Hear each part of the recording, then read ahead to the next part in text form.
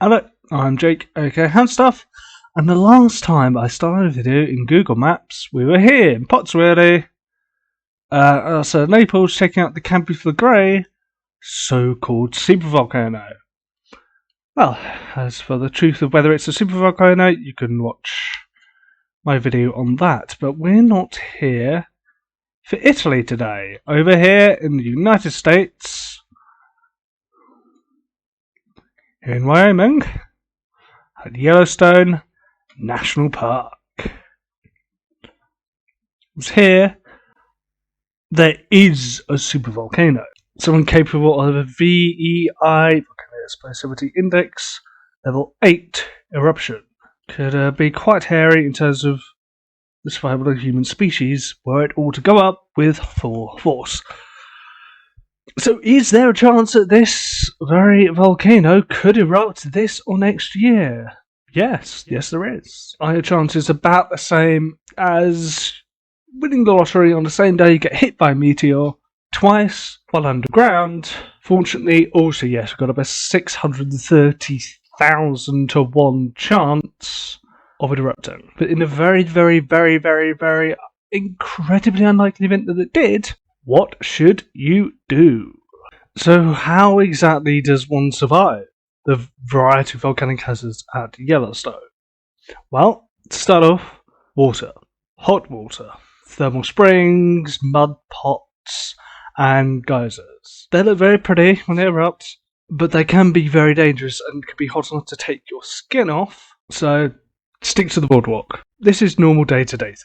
It's eruption, hypothetical eruption. I remind you, it's not going to go up. Ignore any idiot that says otherwise. In a hypothetical eruption of Yellowstone, things would dramatically increase on this front, but for day-to-day, stand the boardwalks, and don't try and cook a chicken in a geyser. Boardwalks and signposted areas aren't to annoy or inconvenience you for your safety. So, another volcanic hazard also involving water is when it mixes with volcanic ash. The volcanic eruption doesn't have to have begun at this point. There's two types of volcanic ash, accidental and juvenile. Juvenile, the magma has been blown apart as it exits the volcano as lava into tiny, tiny fragments. As for accidental, it's just an accident. It's the rock that happened to be there when there was an enormous explosion, shattering it into bits. And when this mixes with water, it forms what's called a lahar, a volcanic mudflow that can move up to 100 miles an hour. But this is usually when going down a mountain. Now, Yellowstone being a caldera, formed when a volcano collapses into its own magma chamber, isn't a mountain. So lahars would almost certainly travel slower. However, any ground vibrations, it could be an earthquake, it could be lahar, but sort of loud, almost roaring type noise is a key indicator. And many places have lahar warning systems anyway. Get the high ground out of any valleys, because a river valley is exactly the sort of place that will funnel all this mud, and it can sweep away logs that are lying on the ground. It can uproot and take away trees, houses, bridges, and certainly you and your car.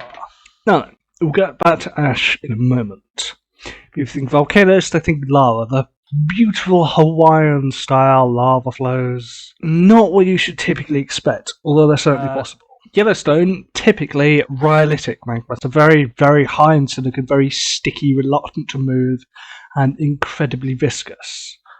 If you compare basaltic lava, like you have in Hawaii, to, let's say, water, rhyolite would be similar to honey that you've left in your fridge overnight. It is typically very, very explosive, because being incredibly thick, like blow bubbles into water to go blah, blah, blah, blah, blah, blah, and they come to the surface immediately. Honey, on the other hand, they slowly rise and go blop. Volcanoes are gas driven.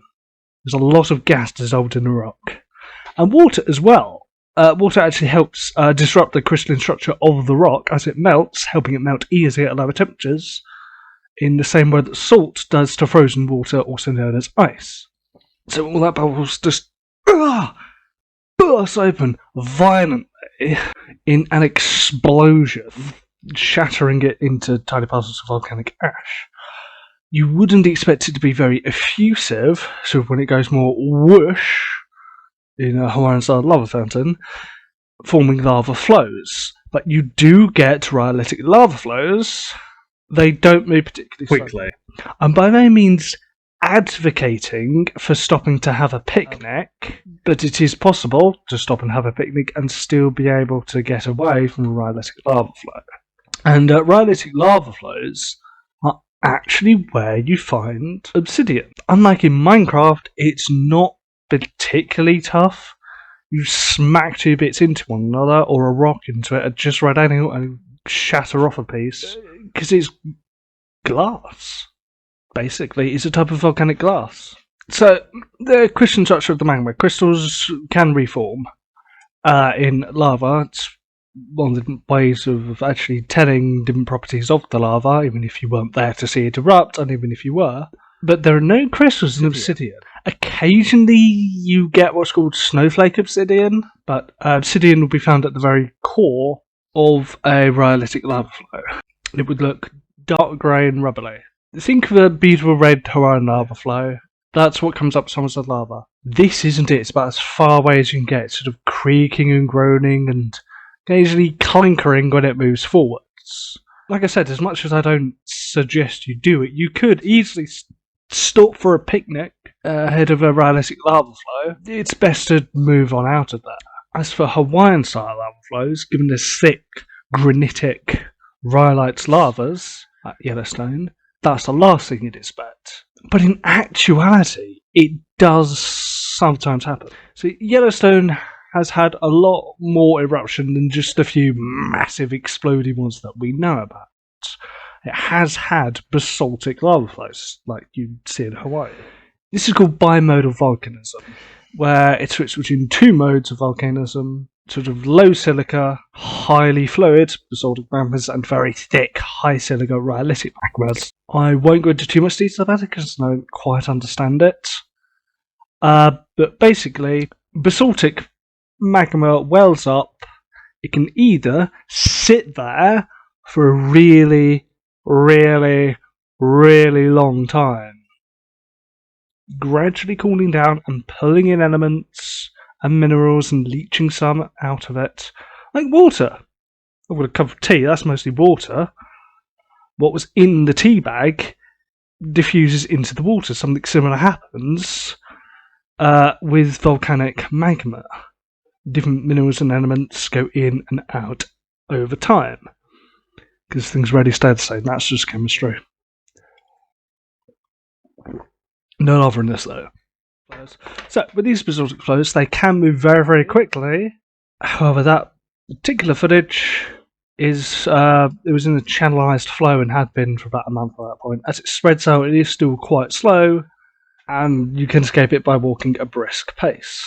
Volcanic bombs and pumice and tephra or fallout. There's a lot of different words for the stuff that falls out of the sky. Now, a piece of advice you may get quite often about volcanic eruptions is take shelter. I'm in a house right now. It's got big solid walls. The roof may catch volcanic bomb. Any sort of big concrete building will definitely be your best friend in terms of not being hit by volcanic bomb. Because it could hit you like a bullet, or something large could crush you. It's certainly not fun. Now, one of the greatest hazards, possibly even more dangerous than anything mentioned previously, is volcanic ash. And I'm actually going to switch over to my screen recorder to show you an email I got from Dr. Mike Poland of the Yellowstone Volcano Observatory. So here we are. I asked him, hello, I'm Jake, and on my YouTube channel I started making occasional videos about Campi Flegrei in Campanian region, Italy. Like my next the world's most famous caldera. This is someone I could talk to you for my video about how to survive the very volcanic associated dangers in a very blah blah blah unlikely event of an eruption. Yes, I love the monthly updates on the USGS YouTube channel. They're found to be interesting. I can't English today, but in case you didn't know, the United States Geological Survey hosts monthly updates on their YouTube channel about Yellowstone Volcano. So, from Dr. Mike Poland, scientist in charge. Hi, Jake. About the only thing one would have to worry about surviving, aside from falling to hot spring against the bubble, something that's happened to more than one tourist, would be an explosive eruption, and the immediate volcanic hazard would be ash. For that, I was looking at the USGS page on ash hazards and impacts and how to mitigate against them. The more likely eruptions are first, but in many cases, very little to survive. You can basically walk away from those eruptions, and it gives me good luck and best wishes. So, I'm going to do exactly that. I'm actually already on the webpage. Volcanic ash phases are far-reaching and disrupted, affecting more people, infrastructure, and daily activities than any other eruptive phenomena. So what people forget, it's rock. It has been blasted to bits from lava, or solidified lava in the area at the time of eruption. So, what can I do? According to the US Geological Survey, everyone in an ashfall zone will be exposed to the effects of volcanic ash. Fine-grained volcanic ash can infiltrate all but the most tightly sealed buildings and machinery, and is often small enough, less than 10 microns, to be inhaled into the lungs. Ash over extensive areas can prevent travel for days because of poor visibility, slippery roads, and damage to vehicles. Power outages may occur before, during, and after an ashfall, either due to equipment failure or because power facilities are temporarily shut down to prevent damage. Afterwards, wind and human activity can stir up ash for weeks to years. That is incredibly true in Alaska, for instance. The largest volcanic eruption of the 20th century was Mount Katmai, also known as Novarupta eruption, for complicated reasons. But the Katmai eruption, the volcanic ash from that still blows around every time there's high winds. Goes to what's known as the Valley of 10,000 Smokes. But we're not here to talk about that. This is Yellowstone, or you can apply it to any explosive eruption. So you've got to keep ash out of buildings, machinery, vehicles, downspouts, water supplies, wastewater systems like storm drains as much as possible. The most effective method to prevent ash-induced damage to machinery is shut down, close off, or seal equipment till ash is removed from the immediate environment. This may not be practical in all cases, especially for critical facilities.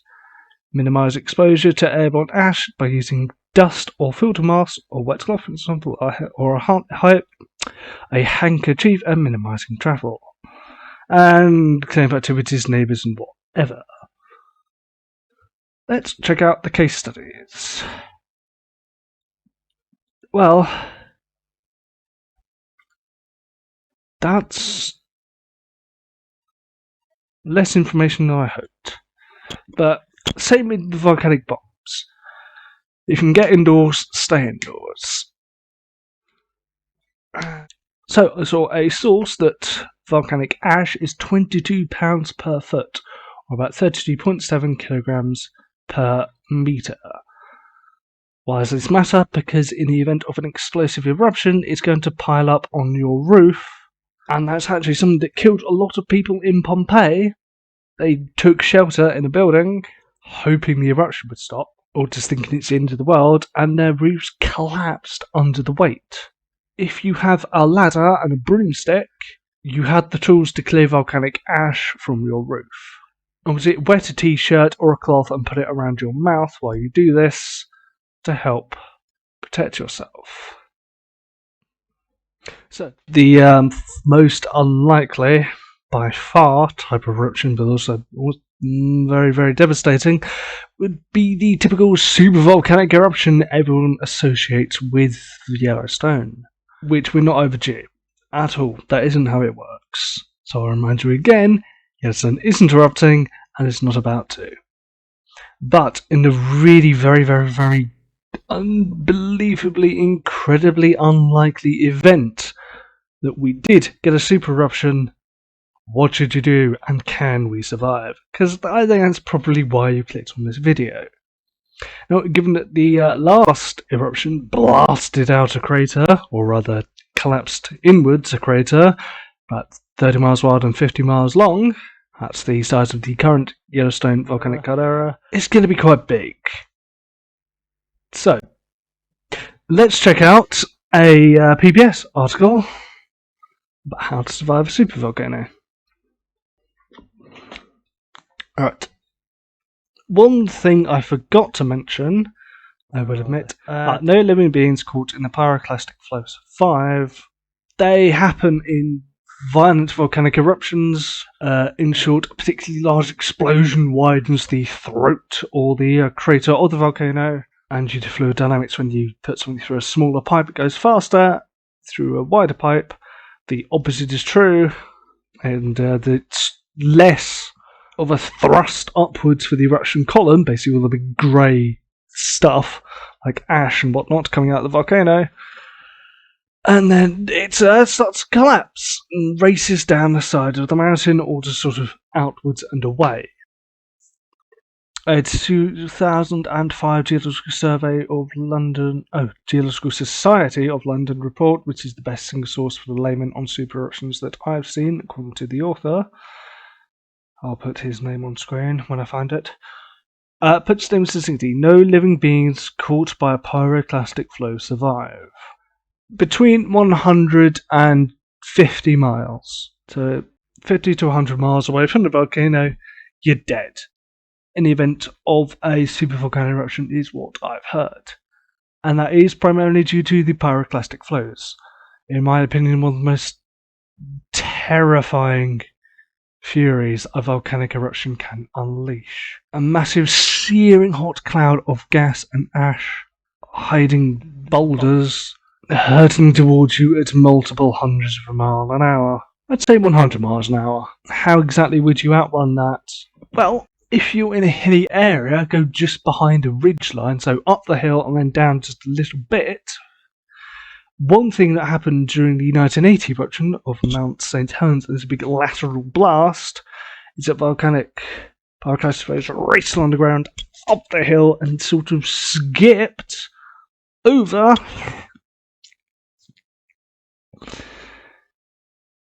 But there weren't many survivors, but some of the people that did survive, that's how, and they were still pretty badly burned, because it's all going to settle down and it is incredibly hot. So, begin with a planetary peril, the main meat of the article.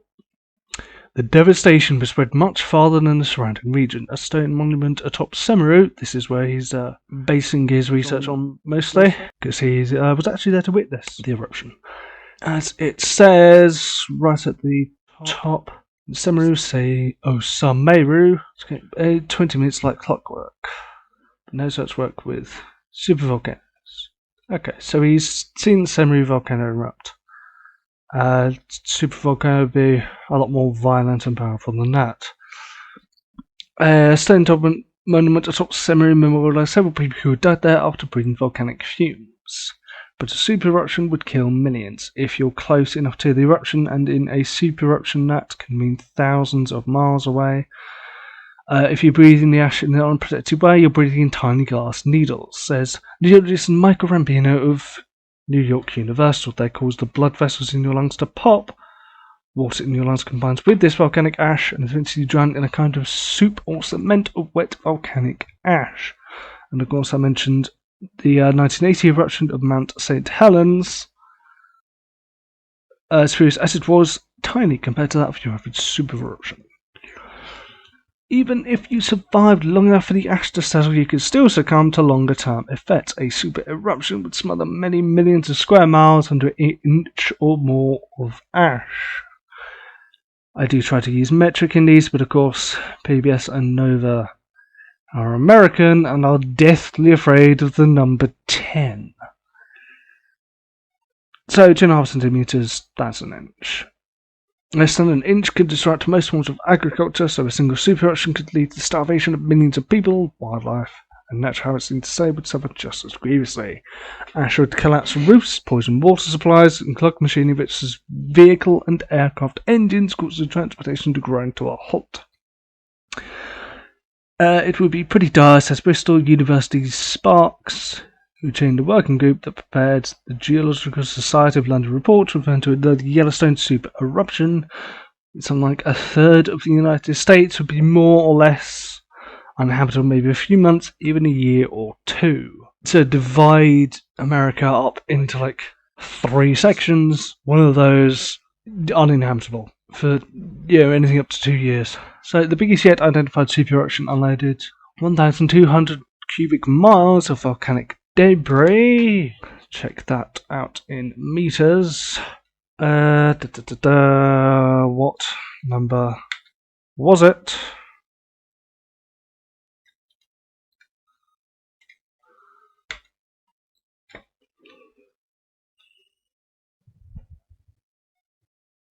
It's not in pounds, but 2 meters.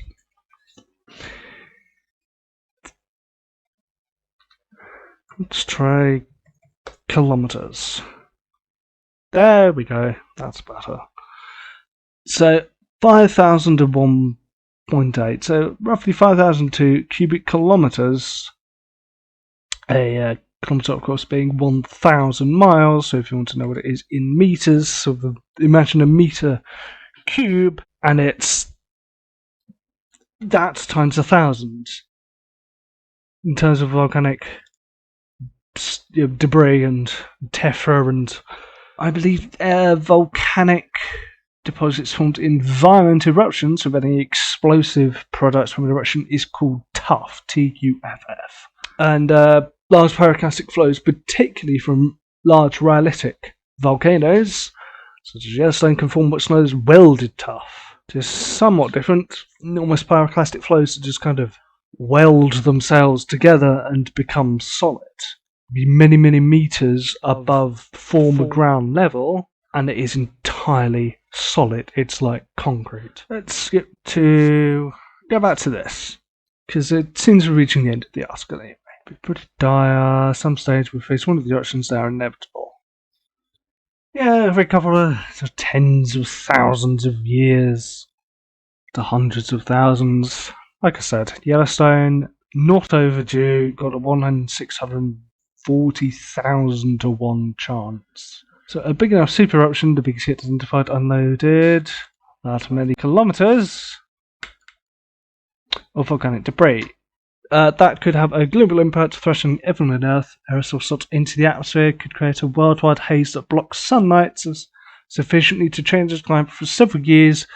Potentially disastrous effects on global agricultural yields, refugees pouring into surrounded areas, disrupted satellite communications, ruining mild financial markets. The fallout could be sufficiently severe. Notes the Geological Society of London report to threaten the fabric of civilization. Now, one thing it doesn't mention, I think this does. Here's a list of. I mentioned Nova up to Katmai. I'll include this in the description if you want to read through it. But electrical equipment, such as power transformers, could be ruined by volcanic ash. If you live in a major city, it could be less than a year, maybe even in some instances less than a month before things are fixed and you're back online and have electricity. But the further away, so the fewer people your town or city or village or whatever has, the less of a priority you're going to be. So in some parts of America and beyond, it could be years before you have electricity again, because power transformers are quite difficult to make, I believe. So electrical substation, I'll Google that. There we go, these sorts of things. Imagine short circuits and fires, as well as the sheer weight of things. After all volcanic ash is rock, it's quite dense. You need to build these entirely from scratch after clearing out what remains, and it could take years. So the article finishes up by saying, breathe easy before you pack up and move to Mars. Now, super eruptions do have one encouraging characteristic. They don't happen very often, something on the order of every 100,000 years. Who, at the time of this article being written, was said by Jake Lowenstern, who was then head of the Yellowstone Volcanic Observatory, which keeps a close eye out for any unrest there. We can merely go on for another 10,000 or 20,000 years without anything of this size happening. On the other hand, at some stage, assuming that humanity outlasts all its other problems, we will face one of these eruptions. They are inevitable, so I think they have to be taken seriously. Sounds like a good idea. In the meantime, you want to catch an eruption and survive it, go and watch some of you from a safe distance. Well, as you can see, it's the 14th of December when I'm filming this.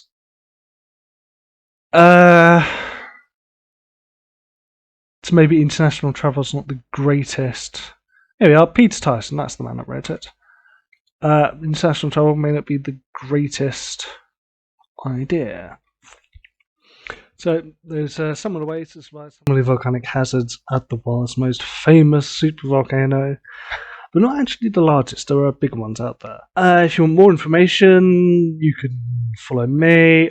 Either there's Facebook, there's Twitter, USGS Volcanoes, and YVO Web Team, all one word, at usgs.gov. All good places to find out good information about Yellowstone and other volcanoes.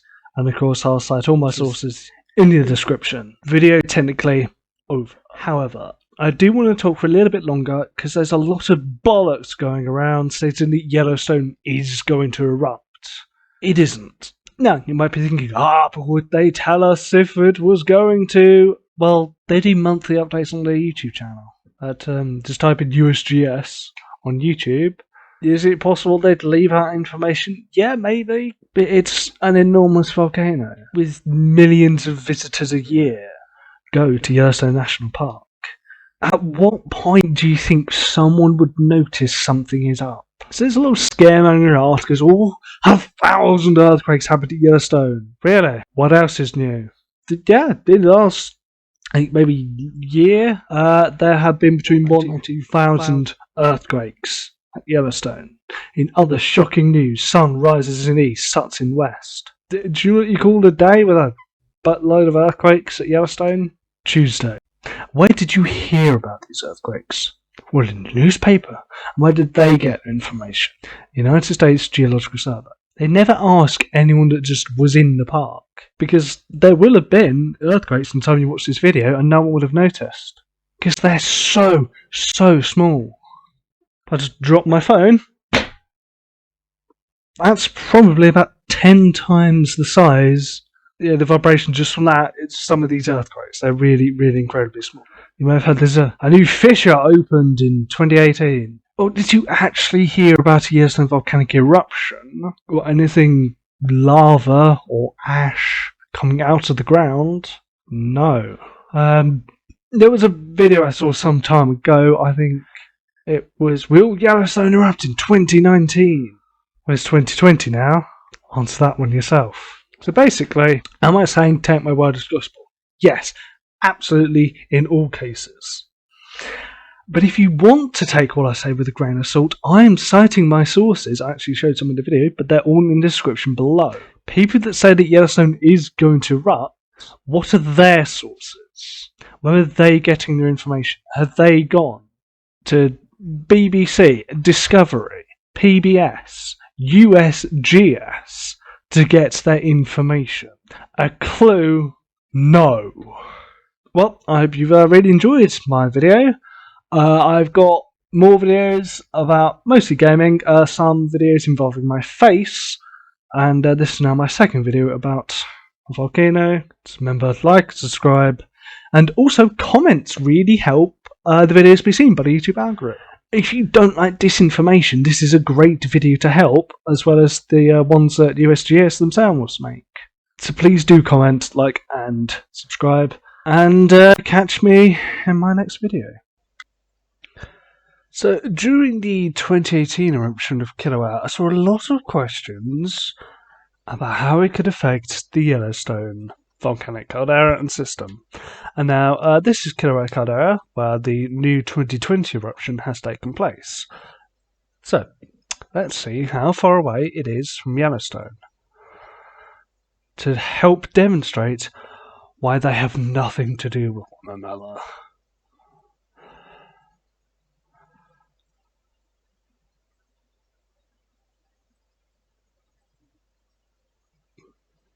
So there's Wyoming. Everyone's favourite national park. It's slap bang in the middle of the lake. So it's 4,986.7 kilometres away, which is a lot of miles. Yeah, over nearly 3,100 miles away. They can't affect one another at all.